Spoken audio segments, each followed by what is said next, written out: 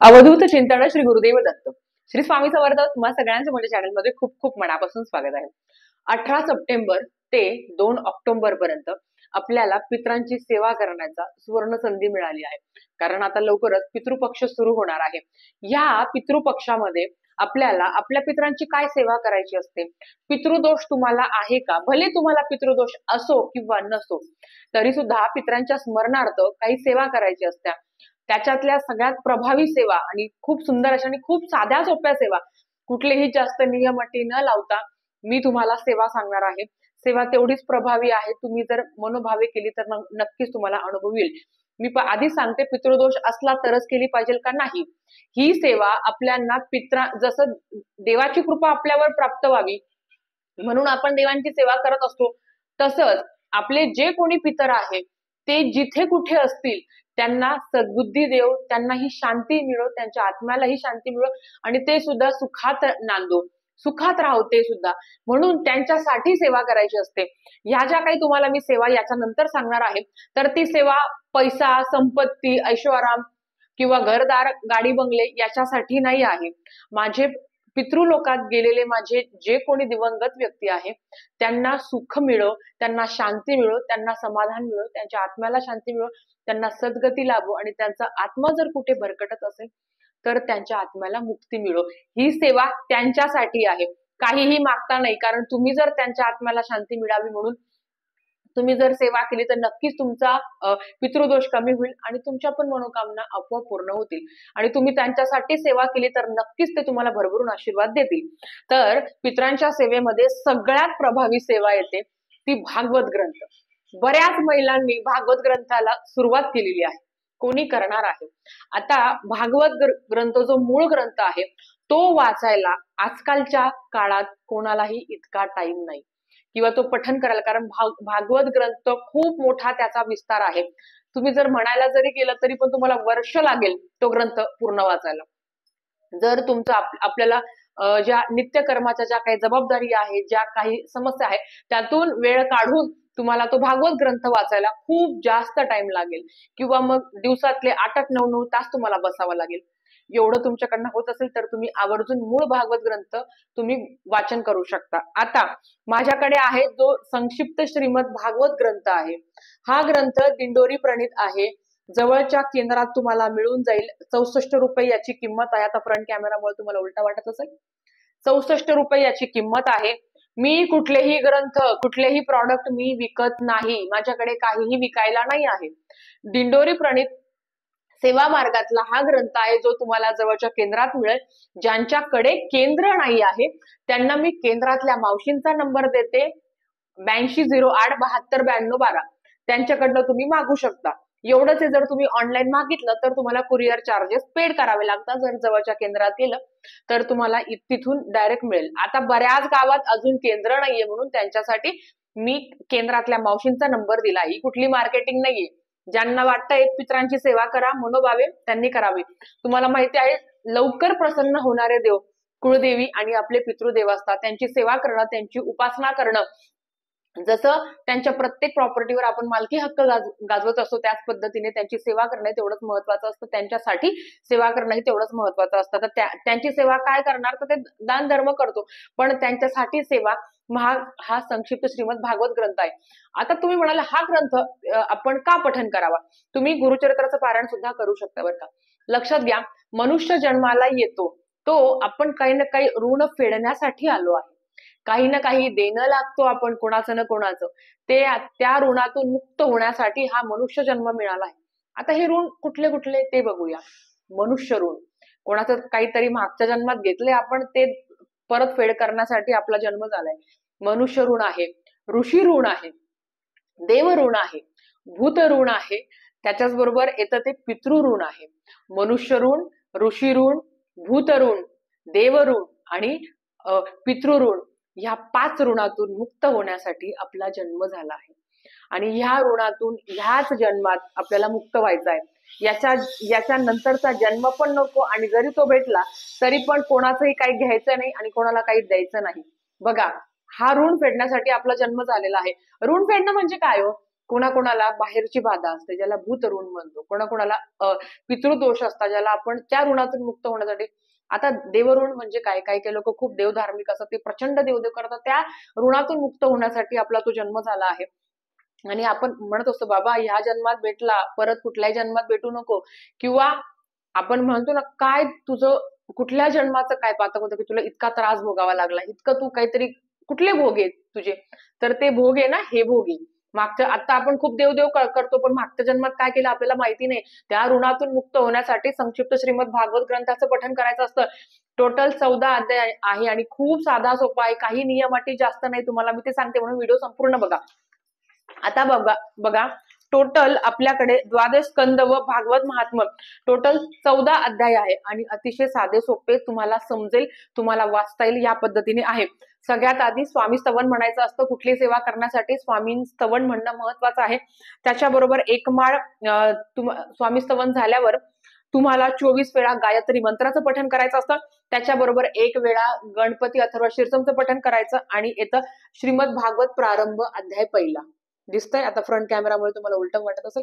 हा भागवत ग्रंथ इथून सुरू होतो जो इथे संपतो, 53 ओव्यांचा आहे. हा झाला पहिला अध्याय. दुसरा जो अध्याय आहे तो 20व्या ओवीपर्यंत संपतो. तिसरा अध्याय आहे, आता मी तुम्हाला एवढं डिटेल का सांगते कारण तुम्हाला वाटेल खूप मोठा आहे, पण काही मोठं नाही. तिसरा अध्याय 63 ओवींपर्यंत संपतो.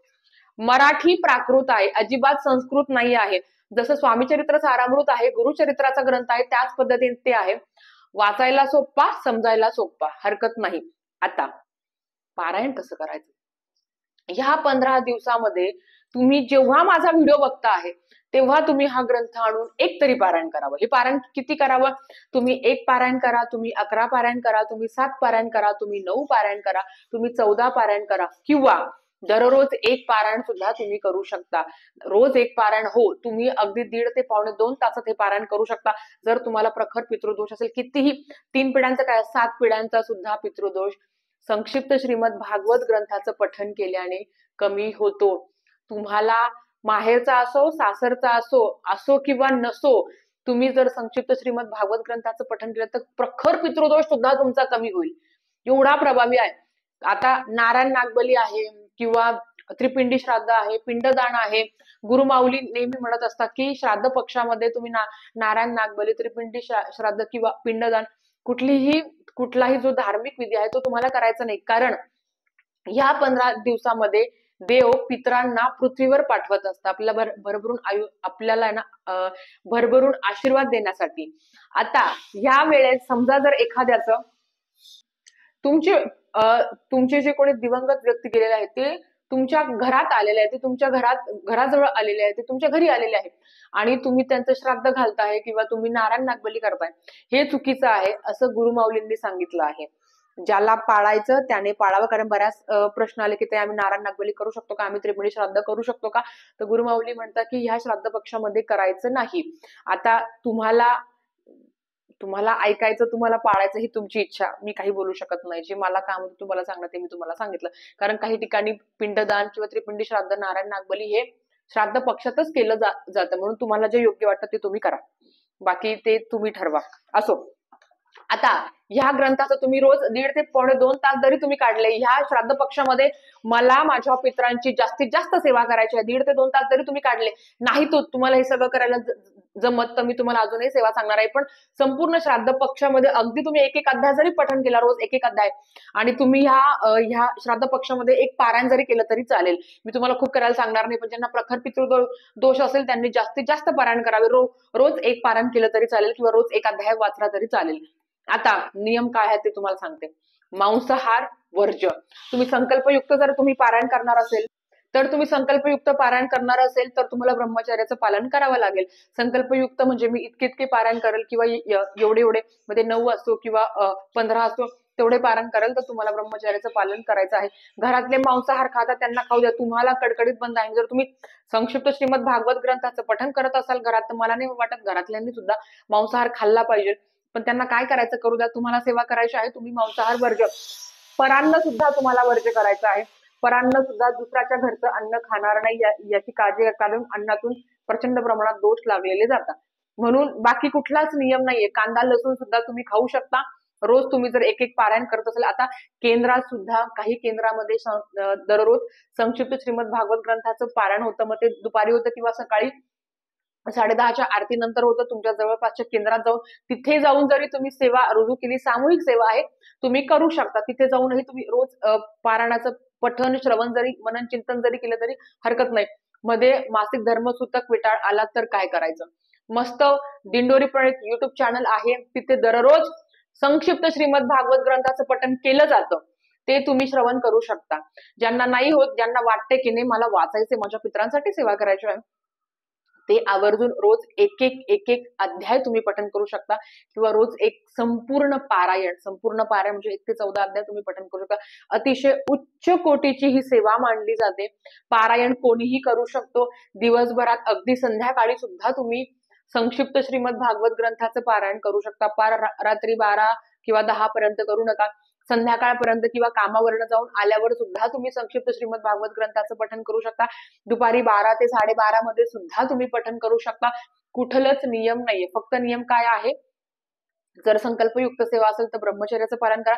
संकल्पयुक्त नसेल, जरी समजा एक एक पाठ तुम्ही करणार असेल, रोज एक एक अध्याय म्हणजे एक एक पठण. एक पाठ म्हणजे काय आधी सांगते. संपूर्ण पारायण जर तुम्ही पठण करत असाल तर ब्रह्मचर्या पाळावी. 3 पारायण करा, किती करा, अगदी एक पारायण केलं तरी चालेल. पण आपण रोज पितरांची सेवा होत नाही, मला माहिती आहे. एक वेळेस या श्राद्ध पक्षामध्ये एक देवाची सेवा कमी करा. नित्य सेवा जर 3-3 अध्याय करत असाल तर एकच अध्याय करा, पण पितरांची जास्तीत जास्त सेवा करा. कारण वर्षभर आपल्याला पितरांची सेवा करणं शक्य होत नाही. जे काही उपाय तापाय आहे, मग ते पंचमहायज्ञ आहे, ते आपण करतो. पण या श्राद्ध पक्षामध्ये आवर्जून, आणि तुमच्या घरात ज्या दिवशी श्राद्ध असेल त्या दिवशी तर आवर्जून ह्या ग्रंथाचं पठण करायला विसरू नका. खूप प्रभावी असा ग्रंथ आहे. तुम्हाला सगळ्या ऋणातून मुक्त करणारा आहे. आपण म्हणतो ना, बाबा आता भेटला परत भेटू नको, आता जे काय असेल तू घेऊन जा पण येऊ नको. तर ह्या सगळ्या ऋणातून मुक्त करणारा हा संक्षिप्त श्रीमद भागवत ग्रंथ आहे. त्याच्याच बरोबर ज्या काही उपाय सेवा सांगणार आहेत त्या सुद्धा आवर्जून करा. म्हणून मी तुम्हाला वारंवार तेच सांगणार आहे की कमीत कमी एकदा तरी पठण करा. आणि खूप सोपं आहे. ज्यांना वाचायला अडचण असेल त्यांनी युट्यूबला लावून द्यायचं. दिंडोरी प्रणित युट्यूब चॅनलवर असतं, तुम्ही पठण श्रवण करू शकता. ज्यांना वाचता येत नाही त्यांच्यासाठी आहे. पितरांची सेवा सगळ्या सेवांमध्ये उच्च कोटीची असते आणि ती सेवा आपल्याकडनं झालीच पाहिजे. नाहीतर खूप सांसारिक अडचणी निर्माण होतात, ज्याचं तुम्ही आता फेस करत आहात. नवरा बायकोच्या कटकटी का होतात आई, माझा गर्भपात का होतो, तर हे कुठेतरी त्या दोषाची कारण असतात. तर त्याच्यामुळे आपल्याला हा सगळा त्रास सहन करावा लागतो. व्हिडिओ मोठा झाला असेल तर माफ करा, पण माहिती ही तेवढीच महत्वाची होती. प्रत्येकाने, माझ्या प्रत्येक स्वामी भक्तांनी, माझ्या प्रत्येक स्वामी सेवेकऱ्यांनी एकदा तरी संक्षिप्त श्रीमद भागवत ग्रंथाचं पठण करून बघा. खूप सुंदर ग्रंथ आहे. प्रत्येक ओवी तुम्हाला काही ना काही शिकवून जाते.